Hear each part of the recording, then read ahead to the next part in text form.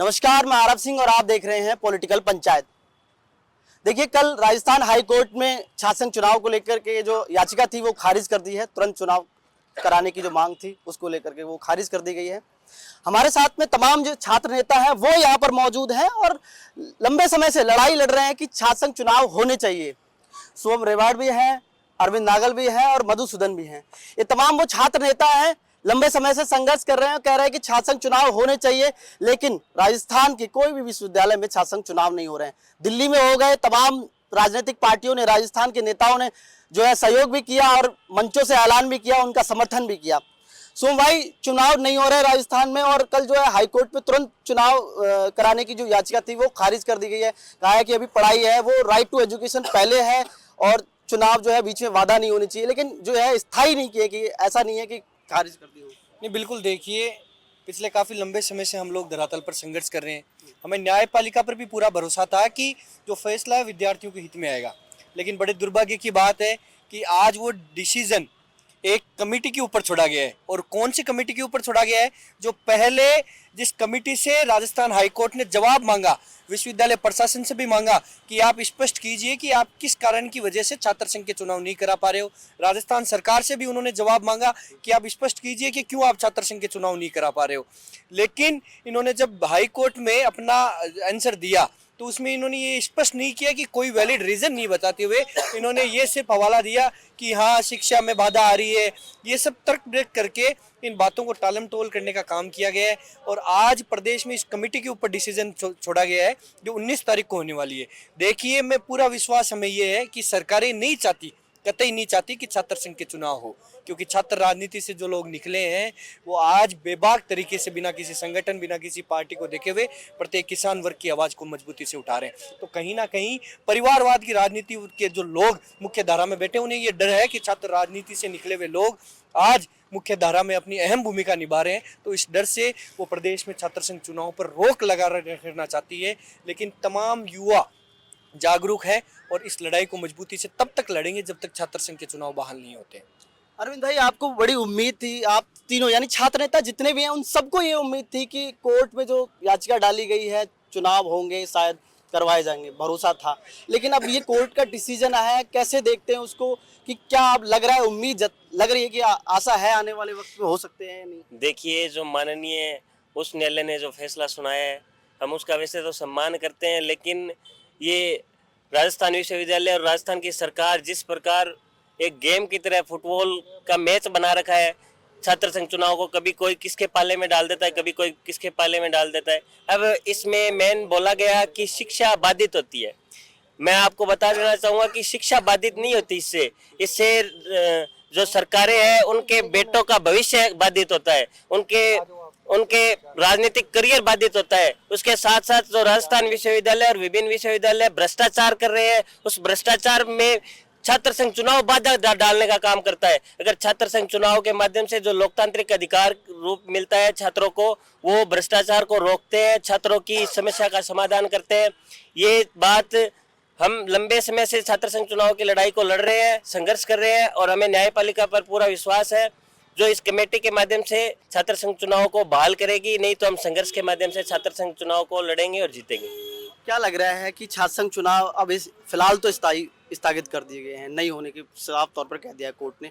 छात्र क्या करेंगे, छात्र नेता क्या करेंगे? देखो, छात्र नेता लड़ाई लड़ते आए हैं इसके लिए और आगे भी हम लड़ाई लड़ेंगे। इनको छात्र संघ चुनाव करवाने पड़ेंगे, चाहे हमें किसी भी हद तक जाना चाहे।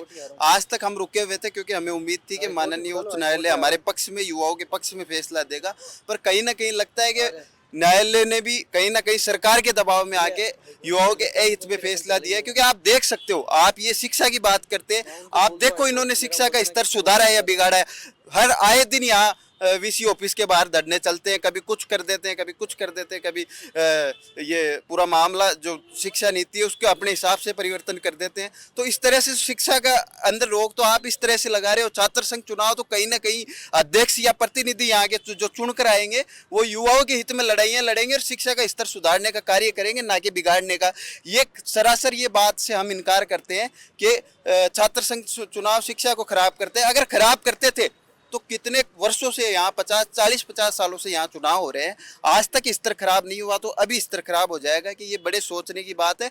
और कहीं ना कहीं सरकार युवाओं के भविष्य को दबाने के लिए और अपने जो उनके बेटे हैं जो एसीओ के अंदर बैठे हैं उनको आगे लाने के लिए, उनको राजनीतिक भविष्य बनाने के लिए ये छात्र संघ चुनाव को बंद रखना चाहते हैं। इनकी उम्मीद यही है कि आने वाले टाइम पे यहाँ पे जो पंचायती राज के चुनाव आ रहे हैं, अगर कोई युवा वहाँ यहाँ से मजबूती से लड़के, बहुत से कॉलेज है जहाँ से हमारे छोटे भाई अध्यक्ष बनते हैं, चुनाव लड़ते हैं, वो आगे आगे इनके दिक्कत ना करे, इसलिए कहीं ना कहीं ये चुनाव बंद रखना चाहते हैं। पर मैं बताना चाहता हूँ युवा इनसे आक्रोशित है और आप देख सकते हो ये रोज कहीं ना कहीं सरकारें युवाओं के हित में, देश के हित के अंदर, मतलब अरावली पर्वतमाला है उसके आप देखो कैसा ये फैसला लाए हैं कि 90 मीटर से जो भी 100 मीटर से जो भी अधिक ऊंचाई की, कम ऊंचाई की जो पर्वत श्रृंखला है उनको हटाया जाए, उनको अरावली के अंदर नहीं लिया है। क्यों नहीं लिया है? क्योंकि इनको खनन करना है, कहीं ना कहीं इनको खनन माफियाओं ने कुछ ना कुछ पैसे खर्चा पानी दे रहे हैं और उनके हित के अंदर देखते हुए राजस्थान के भविष्य और आसपास के राज्यों का भविष्य खराब करने के लिए ऐसे फैसले ले रहे हैं। छात्र संघ चुनाव के लेकर के तमाम जो है छात्र नेता अलग अलग पटल पर आते हैं, अलग अलग जगह से आते हैं और मांग उठाते हैं। छात्र राजनीति बड़े पायदान पर पहुंचाती है और जनता की आवाज़ उठाने की कोशिश करते हैं। यहाँ छात्रों की आवाज़ उठाते हैं, वहाँ जब बड़े नेता बनते हैं तो जनता की आवाज़ उठाते हैं। बिल्कुल। क्या लग रहा है सोम भाई की जिस तरीके से छात्र नेताओं के साथ में जिस तरीके से बातचीत चल रही है कि बार बार ये कह दिया जाता है कि अब कराएंगे और बाद में कराएंगे और कोर्ट का फैसला। बिल्कुल, देखिए एक टूल की तरह यूज किया जा रहा है। छात्र राजनीति की पहचान हमने पहले भी बताई है और आज हाल ही में उदाहरण बताता हूँ।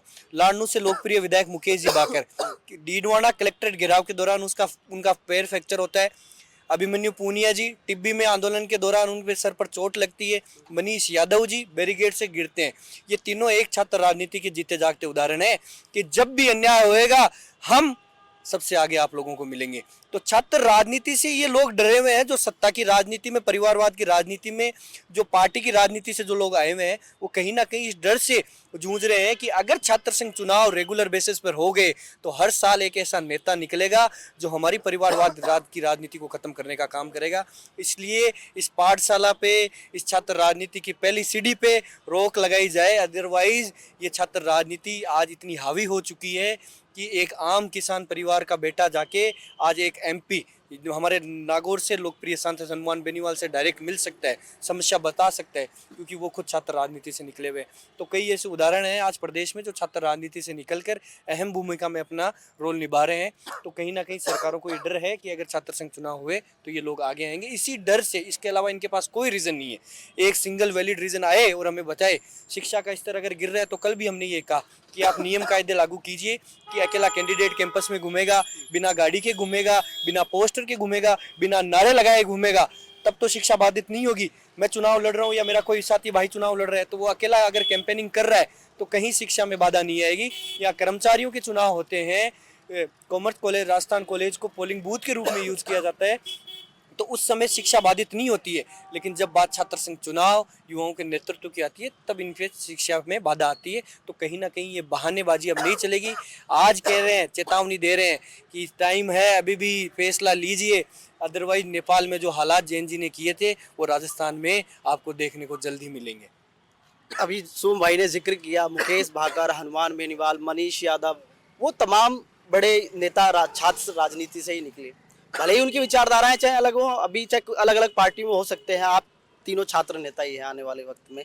तो क्या लगता है कि छात्र नेताओं को सबसे पहली जो प्रायोरिटी है वो छात्र संघ चुनाव है, एक साथ क्यों नहीं आते हो आप? आंदोलन अलग अलग क्यों करते हो? एक साथ ही आते हैं, हम तो एक साथ ही रहते हैं। छात्र संघ चुनाव संघर्ष का प्रतीक है। यहाँ से छात्र नेता संघर्ष करना सीखते हैं और वो राजनीति की मुख्य धारा में प्रवेश करते हैं। आप ये भाई ने बड़े बड़े उदाहरण बताए थे, वो देख लो, और उनके मुकाबले वो नेता देख लो जो परिवारवाद और विभिन्न संगठनों की राजनीति से निकले हैं।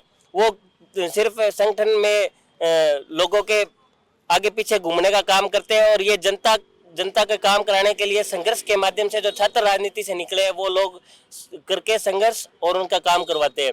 इसमें आप पूरे लोकसभा और विधानसभा में जो नेता चुने जाते हैं जो छात्र राजनीति से निकले हैं वो आवाज एक अलग ही बुलंद आवाज के साथ, मजबूती के साथ अपनी आवाज को रखते हैं और काम कराने का मादा रखते हैं। इसीलिए सरकारें क्या डरी हुई है छात्र संघ सरकार इसीलिए डरी हुई है, सरकार नहीं चाहती कि इतने मजबूत और जो इनको हिला देने का काम करते हैं वो लोग छात्र राजनीति से निकले और उनके परिवारवाद और संगठन की राजनीति को खत्म कर स्वतंत्र विचारधारा पनपे, ये नहीं चाहती सरकार। सोम भाई, अभी हाल फिलहाल में एक मुद्दा बड़ा गर्म चल रहा है। आप तीनों ही छात्र नेता हैं, आप हो सकता है बहरहाल कहीं से भी चुनाव लड़े आने वाले वक्त में। अभी 3 विधायकों का स्टिंग ऑपरेशन हुआ है, भास्कर ने किया था, बड़ा जो है मीडिया संस्थान उसने किया। तो क्या लगता है कि विधायक निधि में जिस तरीके से चल रहा है, क्या छात्र जो भी नेता बनते हैं जिस तरीके से घोटाले करते हैं, सामने देखने को मिला स्टिंग ऑपरेशन के दौरान, क्या कहना चाहेंगे उस पर? देखिए, आज जनता का पैसा, बिल्कुल देखिए, जनता का पैसा, जनता के द्वारा चुने गए प्रतिनिधि ऐसा करते हैं तो बड़ा दुख की बात है ये। और हम ये मानते हैं कि छात्र संघ चुनाव विधानसभा और लोकसभा चुनाव से कहीं बेहतर है। आप देखिए, विधानसभा और लोकसभा के चुनाव में ओनली 40% वोटर ही पढ़े लिखे होते हैं, लेकिन प्रदेश का और पूरे इंडिया का एकमात्र ऐसा चुनाव है छात्र संघ चुनाव जिसमें प्रत्येक वोटर पढ़ा लिखा है। यानी 100% लिटरेसी के साथ ये चुनाव होता है। यहाँ का वोटर पढ़ा लिखा होता है, वो ये भली बात ही जानता है कि मुझे किसको अपना प्रतिनिधित्व के रूप में चुनना है, किस प्रकार के घोटाले यहाँ हो सकते हैं, तो वो इतना जागरूक है कि उनके खिलाफ आवाज़ उठाता है। लेकिन आज विधानसभा और लोकसभा के चुनाव में 60% वोटर पढ़े लिखे नहीं है। यानी वो आम किसान परिवार से, जब गाँव ढाणी से जो लोग एक प्रतिनिधि को चुनते हैं कि वो हमारी आवाज़ मजबूती से उठाएगा, लेकिन उनके बाद उनको जब पता चलता है कि कमीशन जैसे काम उन लोगों के द्वारा किए जा रहे हैं जिनको हमने चुनकर हमारी आवाज़ बुलंद करने का काम किया था, तो कहीं ना कहीं ये दर्द फील होता है कि हाँ, हमारा एक वोट कितना कीमती है। उसके बाद तभी हम सरकार से ये बार बार निवेदन करते हैं कि छात्र राजनीति इसलिए ज़रूरी है क्योंकि छात्र राजनीति से निकले हुए लोग धरातल का संघर्ष जानते हैं। आज क्या प्रेमचंद बैरवा जी को पता है भूख हड़ताल कैसे की जाती है? प्रेमचंद बैरवा जी को पता है कि धरना कैसे दिया जाता है? उन्होंने आज तक कभी पुलिस की लाठी नहीं खाई। लेकिन जो नेता छात्र राजनीति से निकले हुए हैं, जब पुलिस की लाठी यहाँ किसी भी छात्र नेता को पड़ती है तो वो कहीं भी बैठे हों, उन्हें उस लाठी का दर्द महसूस होता है, क्योंकि उन्होंने यहाँ उस लाठी का दर्द महसूस किया है और आम किसान परिवार से आने वाले बेटों की मदद की है यहाँ। तो जब वो एमएलए बने हैं तो आज उन्हें ये पता है कि ये गरीब किसान हमें वोट देकर अगर चुन रहे हैं तो इनके साथ किसी प्रकार का घोटाला नहीं हमें करना चाहिए। इस घोटाले के बाद कई ऐसे विधायक सामने आए, उन्होंने मुख्यमंत्री जी से निवेदन किया है कि मैं विधायक हूं, मेरे जितने भी कार्य हैं उनकी जांच कीजिए। इतना बेबाक बोलने वाला विधायक छात्र राजनीति से निकला हुआ ही हो सकता है। आप देखिए, मुकेश भाकर, उन्होंने अपने सोशल मीडिया पे पोस्ट करके ये मुख्यमंत्री जी से निवेदन किया कि सर आप मेरी जांच कीजिए, मैं किसान का बेटा, मैं छात्र राजनीति से निकला हुआ वो विधायक हूँ जिसने हमेशा धरातल पर संघर्ष किया, और धरातल की बदौलत है कि आज आम किसान परिवार के हर एक व्यक्ति की हम लोग मदद करने का काम करते हैं। तो छात्र राजनीति की पहचान प्रदेश में बहुत बड़ी है। ये सरकार से निवेदन जल्द से जल्द कर रहे हैं कि प्रदेश में छात्र संघ चुनाव बहाल करें। आप कैसा सोचते हैं मधुसूदन भाई की जिस तरीके से अभी विधायकों का स्टिंग हुआ, पैसे की जिस तरीके से निधि में जो पैसा आता है, जनता का पैसा टैक्स के माध्यम से विकास करने के लिए दिया जाता है, उस विकास में ही घोटाले हो रहे हैं? देखो ऐसा है कि यह बहुत शर्मनाक घटना है, क्योंकि जिन विधायकों को जनता अपने चुन के प्रतिनिधि के रूप में चुन के भेजती है, कहीं ना कहीं वो ऐसे काम करते हैं, तो ये बड़े दुर्भाग्य की बात है। इसलिए हम कहना चाहते हैं कि छात्र संघों के माध्यम से छात्र नेता आगे जो सक्रिय राजनीति में आगे आने चाहिए, क्योंकि जब वो आएंगे, क्योंकि वो धरातल की परिस्थितियां समझते हैं, क्योंकि हम सब संघर्ष करने वाले लोग हैं, हम कोई पैसे के दम पे या वैसे बढ़ने वाले लोग नहीं। वो जिस दिन राजनीति के अंदर आएंगे, शिक्षित लोग जिस दिन राजनीति के अंदर आएंगे, उस दिन राजनीति का स्तर बढ़िया होगा और कहीं ना कहीं ये घोटाले, चोरी और ये टैक्स मांगना या कमीशन मांगना ये बंद होगा। आप क्या कहना चाहेंगे? देखिए, ये बिल्कुल शर्मसार करने वाली घटना है। ये छात्र संघ चुनाव आम छात्रों को निर्वाचन करना भी सिखाता है। ये निर्वाचन की प्रक्रिया सिखाता है कि कैसे अपन नेता चुने, कि कैसा नेता चुने, वो भी उसमें प्रभावशाली है। जैसे ये तीनों विधायकों का पर्दाफाश हुआ है, ये बहुत ही विधायकों और सांसदों की दोनों के लिए बहुत शर्मसार है। अंतिम सवाल की तरफ कोशिश करूंगा, क्योंकि अभी एक मुद्दा चल रहा है अरावली को लेकर के। आप यूथ है और क्या सोचते हैं, क्योंकि राजस्थान की अरावली जो है ग्रीन हाउस है, फेफड़ा कहा जाता है राजस्थान का। उसके साथ में ये कोर्ट का डिसीजन आया कि 100 मीटर से जो कि ऊपर की पहाड़ी होगी उसे ही अरावली माना जाएगा। आप लोग कैसा सोचते हैं उस पर? बिल्कुल, देखिए, इस फैसले की कड़ी शब्दों में हम निंदा करते हैं। ये उनसे पूछिए जो गाँव में रहते हैं, जो खेती करते हैं, जो किसान, जो जमीन से जुड़े हुए लोग हैं। ये फैसला उन लोगों ने लिया है जो सुप्रीम कोर्ट में गए थे, और उन्होंने जिस प्रकार का ये फैसला दिए है, इससे कहीं ना कहीं पूरे राजस्थान में एक जो लहर चली है कि जो पर्वतों को ख़त्म करने का काम है, खनन करने का काम है, इसमें प्रत्येक युवा इसका विरोध करता है। और अगर ये सरकार एक्शन लेती है तो तमाम युवा सड़कों पर उतरेगा, और इस फैसले को जिस तरह किसान आंदोलन में फैसला वापस लिया गया था, उस तरह ये फैसला भी उनको वापस लेना पड़ेगा। तमाम नदियां निकलती हैं इससे, हजारों जीव जंतु ना जो है इसमें वास करते हैं। कैसा देखते हैं कि जब, क्योंकि खुलेआम छूट दे दी गई अब तो खनन की। देखिए, खनन माफियाओं के इशारे पर सरकार पैसा कमाना चाहती है। ये इसलिए इन्होंने ये जीव जंतुओं और जो लोगों के लिए जो इतने जरूरी है, ये वनस्पति जो ये अरावली पर्वतमाला में करती है, यहाँ बहुत से जीव जंतु निवास करते हैं, बहुत लोग इनकी उनके ऊपर निर्भर है। इसको ये राजस्थान की ये सरकार कोर्ट के माध्यम से, माननीय न्यायालय के माध्यम से, ये फैसले के माध्यम से इसको खत्म करना चाहती है। और इसके साथ साथ ये यहाँ पे खनन कर अपने पूंजी को बढ़ाना चाहती है, ताकि ये ज़्यादा से ज़्यादा खनन माफिया इनको चंदा दे और ये अपनी पार्टी को मजबूत करे। तो क्या यूथ आएगा इसको अरावली को बचाने के लिए? यूथ, ये मामला ऐसा है क्योंकि ये हमारे राजस्थान का कहीं ना कहीं एक युवाओं का नहीं, पूरे राजस्थान का मामला है। इसके अंदर आप देख सकते हो कि जो अरावली पर्वत श्रृंखला है, अगर उसके अंदर आप 100 फीट से कम हाइट वाले अगर निकाल दें तो 10-90% अरावली पर्वत खत्म हो जाएंगे। और इनका ये है कि हम कहीं ना कहीं इनको अपनी जेबें बढ़नी है, सरकारों को अपनी कमीशन, जो यहाँ के मंत्री हैं, जो केंद्रीय मंत्री हैं, यहाँ जो राजस्थान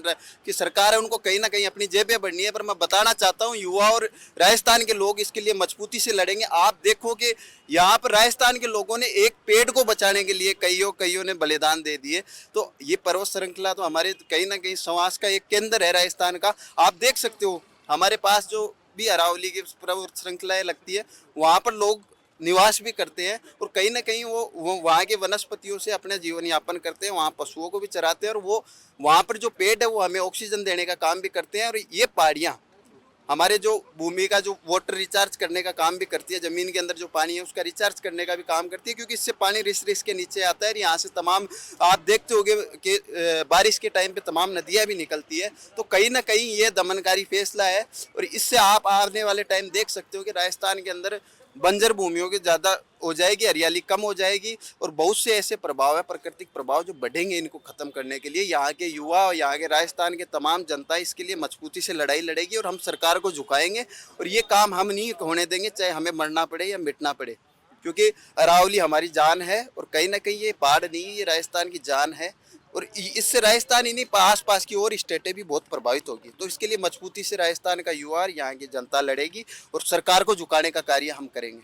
आने वाले समय में क्या छात्र, जितने भी छात्र नेता हैं, वो एक साथ आंदोलन करेंगे? अंतिम सवाल। हाँ, पक्का। अब की बार मजबूत है, अब पता लग गया ना, बार बार थोड़े होता है, बार बार सरकारें गोलियां देने का काम करते हैं। अभी अगली बार अब सारे संगठन, छात्र संगठन मिलकर मजबूती के साथ लड़ाई लड़ेंगे, जब तक छात्र संघ चुनाव बहाल नहीं हो जाते। हम तो संघर्ष करना ही सीख रहे हैं, यहाँ पे संघर्ष के माध्यम से लड़ाई लड़के जीतेंगे और छात्र संघ चुनाव बहाल करेंगे।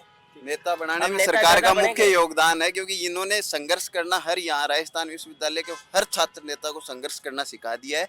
आपने देखा होगा कि छात्र संघ चुनाव के नाम पर भी यहाँ पर 100 लोगों ने गिरफ्तारियां दी है, तो वो 100 आने वाले टाइम पे नेता है, और उनसे करीब लोग ऐसे होंगे जो आने वाले टाइम पे विधानसभा, लोकसभा में बैठेंगे, और तब राजनीति का स्तर अच्छा होगा। क्योंकि धन्यवाद। तो देखिए, बहरहाल अभी हमारे साथ में राजस्थान यूनिवर्सिटी के तमाम जो छात्र नेता थे, जिसमें शुभम रेवाड़, अरविंद नागल और मधुसूदन, यानी कि जिस तरीके से कल जो फैसला आया है राजस्थान हाई कोर्ट का, कहा है कि जो है अभी स्थगित नहीं किए गए, यानी कि बहरहाल पर पूरी तरीके से रोक नहीं लगाई गई, लेकिन फिलहाल के लिए चुनाव, छात्र संघ चुनाव नहीं कराए जाएंगे, क्योंकि जिससे पढ़ाई बाधित हो रही है, एग्जामिनेशन चल रहे हैं, इस तरीके के जो है तर्क दिए गए हैं। और तमाम मुद्दों पर हमने बातचीत करी, चाहे वो अरावली हो, चाहे छात्र संघ चुनाव हो, और जिस तरीके से एक मुद्दा चल रहा था कि विधायक निधि में जिस तरीके से घोटाला चल रहा है, क्योंकि आने वाले समय में ये भी किसी न किसी विधानसभा से पर्चा भरेंगे और चुनाव लड़ेंगे आने वाले वक्त में, क्योंकि छात्र संघ राजनीति ही आने वाले समय में बड़ा नेता बनाती है, विधानसभा तक पहुंचाने का काम करती है। तो हमने बातचीत करी तमाम मुद्दों पर। बने रहिए मेरे सहयोगी राजेंद्र के साथ। महाराव सिंह, पॉलिटिकल पंचायत, जयपुर।